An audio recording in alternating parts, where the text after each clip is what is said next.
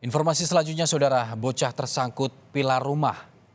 Seorang bocah berusia 8 tahun di Kabupaten Madiun, Jawa Timur tersangkut di pilar rumah saat bermain. Petugas damkar turun tangan untuk mengevakuasinya.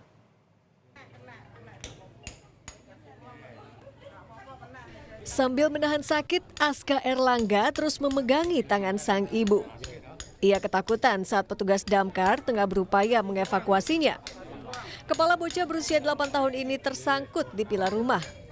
Peristiwa ini terjadi pada Rabu pagi saat Aska bermain dengan ketiga temannya. Main sama teman-temannya, main pesawat itu, terus mau ngambil pesawat itu masuk ke situ, terus nggak bisa keluar. Berapa anak tadi yang main?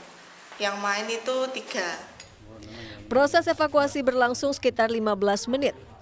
Lalu kepala korban berhasil dikeluarkan.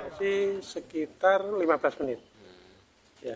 Pakai apa, Pak? Evaluasi. Pakai tadi kaitannya dengan palu sama bedel, ya karena itu kaitannya dengan pilar.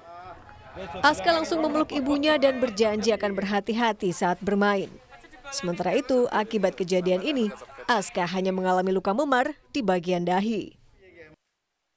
Imam Iswanto, Kompas TV, Madiun, Jawa Timur.